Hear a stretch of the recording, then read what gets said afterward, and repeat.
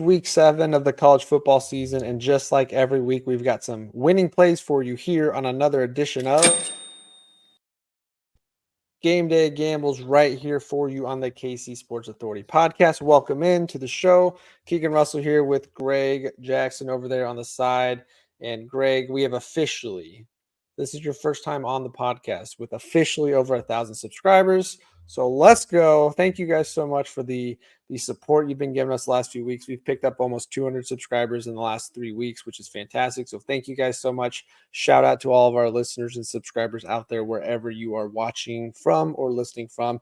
If you are new to the show, Game Day Gambles is a weekly featured segment here on the KC Sports Authority YouTube channel where we cover college football betting and NFL betting. So this is week 7 of college football. And of course, later you'll see week 6 of the NFL best betting episodes too. So make sure you hit that like and subscribe button below if you want to come back for hopefully winning betting advice each week on games, as we have hit pretty well on college football for the most part.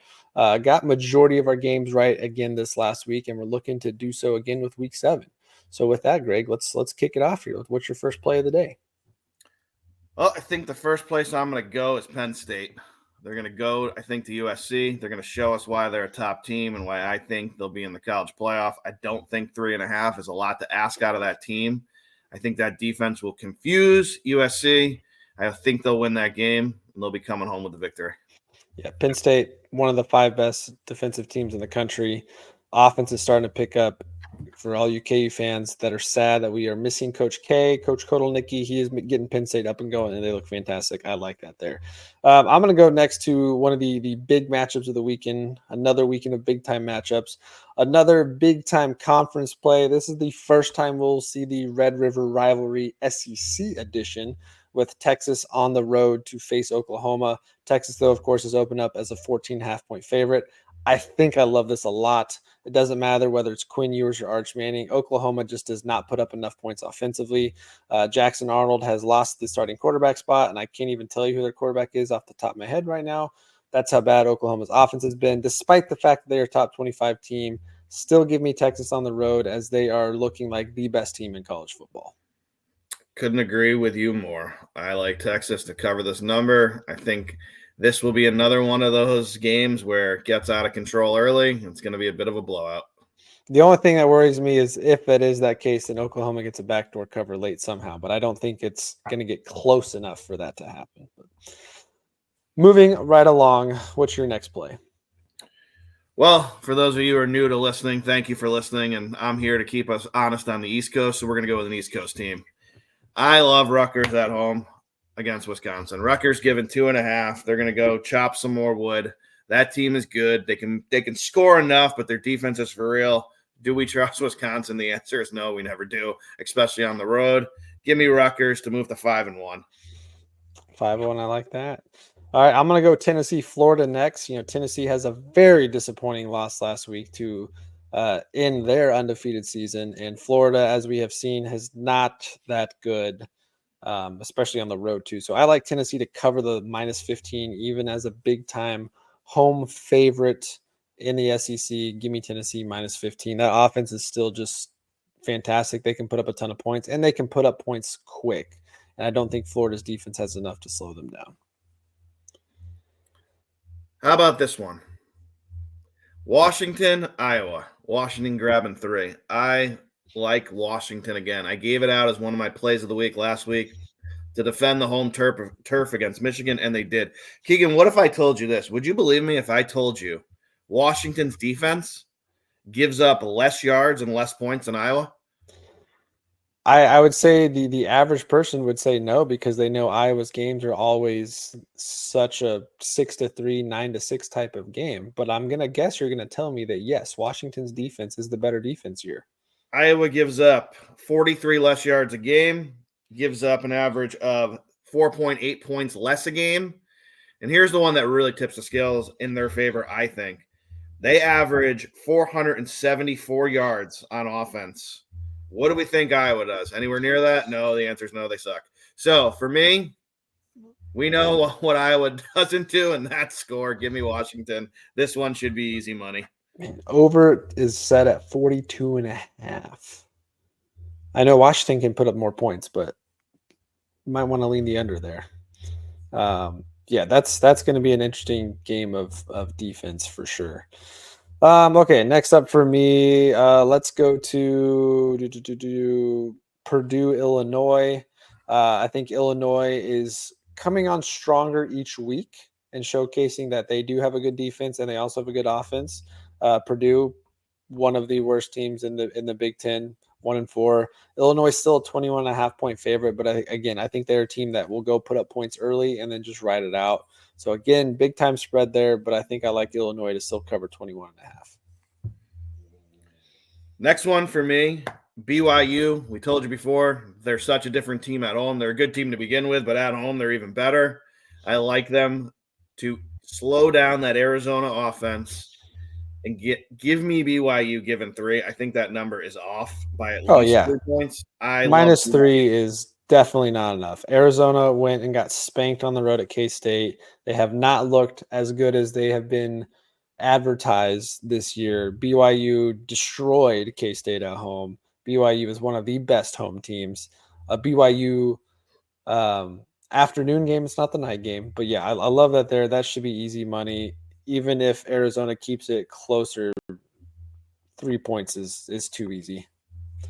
Let's go to big SEC game. Again, this is a team we've been riding all year. We love, and unfortunately, they're going to do it again against the team we rode last year, but that is Ole Miss on the road to LSU. Ole Miss, incredibly disappointing loss. Still has their season on the line. They can still win the SEC. They can still go to college football playoff, but they're going up against one of the worst coaches in college football when it comes to big time game decisions when the game is on the line. And Brian Kelly, he always finds a way to drop a game in a ridiculous fashion. Even though they're 4-1, they're sitting there in the top 15. Ole Miss, like we've mentioned before, is one of the 3 best offenses in the country. 3.5 point favorite. I think they can crush that. Yeah, I'm with you. Brian Kelly, yeah, not against this. We've seen what he does in these types of games. He's not against this offense. He won't have a plan. Jackson Dart's going to go right up and down that field. They're going to hang a big number on LSU. LSU is going to try to keep up with the scoring. It's not going to work. They try to play these games, and it never works for them. Give me Ole Miss to cover 3.5 easy. Again, remember, Ole Miss lost to Kentucky. Kentucky on the road. Kentucky plays great D at home. Which we got that game right, by the way. We mentioned that Kentucky would cover. Didn't expect them to come out and win, but they definitely were going to cover. They had a great game plan defensively. Guess who won't? Brian Kelly. So give me Ole Miss to run wild in LSU. They're going to go into Death Valley, and the only thing that's going to die is LSU hopes of a playoff. Thank you.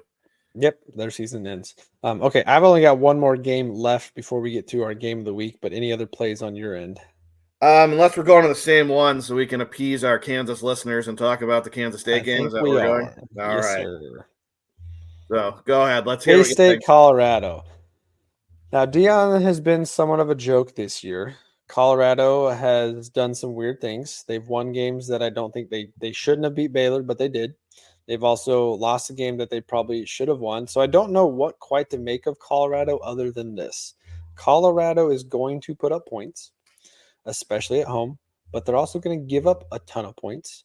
K-State has the better defense, even though it is a tough road environment. So this has me leaning towards K-State to cover the 3.5, but just to be wild, just to have some anarchy in the Big 12, I'm going to have Colorado covering this 3.5 in a surprise shootout game that comes down to the wire, and that field goal is what gets it done. So that half-point edge, I think, whether it's Colorado winning or K-State winning, I think that half point's going to actually help you out here if you can get this at 3.5. So 3.5. I'm sorry. I'm going to take Colorado plus 3.5. All right. I see the and I don't love it. I don't love it, but I want the anarchy because I can't. I don't trust. I still don't trust Avery Johnson on the road as a quarterback. He's not a throwing quarterback. He hasn't been that great on the road from that perspective. He hasn't gone out and won them a game on the road in that manner. So I think that's why I lean Colorado to cover, but K-State might still get the win. All right. So my favorite thing about this slate this week is the University of Kansas isn't a part of it. Now, I won last week. They can't hurt you guys. They can't hurt you this week. I won last week, as you all heard, because I finally said enough is freaking enough with this team. And I bet against them. Thank God. What a great play. I got a little nervous because it looked like they were a football team for about 8 minutes. And then Arizona State did what we knew that was going to happen. Kansas would choke it away. Yes, they're not every playing. KU fan knew scoring that touchdown with 2.5 minutes left meant they were losing the game. Now, everyone email or write into Keegan if he's making you upset by wearing that sweatshirt when he's lost us so much money on Kansas this year, because I can't look at that hoodie anymore. This is for basketball season, as we're getting close to. All right, fine. That's fine. Again, love him for basketball. Can't stand him for football. However, the other team in Kansas is a good program, and I like them. And I like them on the road here. Deion's got to beat a team like this at home for me to finally start saying, all right, his game plans are working. It's starting to translate over. He's got a hold of the program finally. If he can win a game like this at home, I'll back off because I know I take some shots on this about Deion, because I still think he prepares the offense really well because he wants his son to go number one. But the defense leaves a lot to be desired, and K-State's going to put up points. And I think they're more talented. I think the best players on the field after Shedeur is the K-State team. Even Travis Hunter might be the best college football player. Yeah, right. Some are saying since Tim Tebow. I'm saying you get by those two, right? Who's left? Nobody. Everyone else, I'm gonna. They have some sons of good former players, but not guys that have really done a ton. So for me, I'm gonna take K-State. I think they got the better side, the better players. Yeah, and one caveat or wrinkle to this game that I didn't mention is the fact that oh gosh, I just went blank on his name. Running back for K-State, Edwards, that played for Colorado last year, transfers away, comes back to his hometown or home state team, K-State, and he gets a chance to go play on the road in Colorado. So I think he has a big time game because they didn't really utilize him enough last year in Colorado. So I think that's a little interesting wrinkle. So maybe you throw a touchdown parlay on him too, or not a parlay, but a touchdown play on him to get a revenge factor. But yeah, especially with Deion taking shots at everyone who left. Pretty much. It is going to be a shootout, though. I think this is a high scoring, like 38, 35, 41, 37 type kind of game. Because K-State can score. I don't know if I trust Avery Johnson to go win it with his arm just yet. But okay, let's go to probably the biggest game of the week. That's tough to say, though, because every week in SEC country seems to be the biggest game of the week. Before we get to it, I think our listeners need to know one thing, because especially the East Coast ones. Do you despise K-State as a KU fan? How's it work out there with the rivalry? Well, I'll get flack for this from K-State fans later because they like to troll everybody. K-State's always been little brother to Kansas. Historically speaking, if you look at the broader picture, KU still holds the edge in just about every category. That being said, K-State football has dominated KU football for the last 20-ish years, basically the entire Bill Snyder era up until now. So K-State fans have everything to talk about there. However, you look at K-State athletics championship trophies, there's not a single one. So we don't really take them that seriously. I think the rivalry is bigger for K-State fans than it is KU fans. I think we respect the rivalry, but we don't look at it as this like Chiefs versus Raiders. And it's never going to be what KU Mizzou was. I think for K-State, though, KU is the biggest game of the year every single year because like they will do anything to win that game to hold it over you for the rest of your life. So I think KU fans, we worry about K-State, but it's not like keeping us up at night, because K-State fans are in KU fans' Twitters every single night nonstop. So clearly we are on their mind more than they are on our mind. All right. So basically what I heard there is if Kansas, after our first show of the year, doesn't make a bowl, I think Keegan should have to wear a K-State hoodie for at least 4 weeks on the show. 4 weeks? I mean, at least. So you want me to spend money? Well, if someone gifts me it, sure. I'm not spending money on a K-State hoodie. All right. I was curious how the if there's a listener out there that wants to or a K-State fan, sure, we can talk about that. Hit me up. But I'm not spending my own money on it. Fair enough. Now that'll be we'll get into that game down the road too. K versus K-State. That'll be fun. But yeah, game of the week. Let's get to it. Big time matchup in the Big Ten, which still seems weird to say. It is Ohio State going on the road to Eugene to take on the mighty Oregon Ducks with the beautiful jerseys. Number 2 versus number 3. Two programs with Big 12 transfer quarterbacks, by the way. That's interesting there. Um, Oregon 5-0, Ohio State 5-0. Two teams that, even though they're 5-0, I think have some flaws. Ohio State is currently a 3-point favorite on the road. Thoughts? Yeah, I got a lot on this one. So this was something we disagreed on in our first show because I had Ohio State and you had Oregon, and we said the playoff could come down to this game. Mm-hmm. And I like Ohio State in that playoff, and I know you liked Oregon. I'm wondering if your thoughts have changed. I can tell you mine have not. And like I said last week when we saw the Washington line, when we saw the A&M line, this is another one that jumps off the page at me because I think everybody is going to be lining up to bet those dopey Ducks getting the points because they're the Ducks and they're everyone's favorite and Nike and all that. And we're going to be sitting around at 10 o'clock going, I can't believe they're down 17. They'll make a little run back, but I think Ohio State wins by a touchdown. And I think they show they're the better team because, like I've been saying, I'm biased, but this is a real Big Ten program, not one of the fake ones. Yeah. So the Pac-12 is going to take a little time for me to adjust and prove they belong with these schools. So I'll take Ohio State on the road, given 3, happily. Your thoughts? Yeah, I don't know if my season thoughts on the programs have changed that much necessarily. I think both teams can put up a ton of points. We know that. I think early on with me was how is Will Howard was going to adjust. I think he's adjusted just fine after a couple games. To me, both teams haven't really played a legit offense yet. So I'm very intrigued on how this game goes because I do think both teams have a really solid defense and they hold people to under 20 points. But they've also, neither team's really gone up against a stout offense.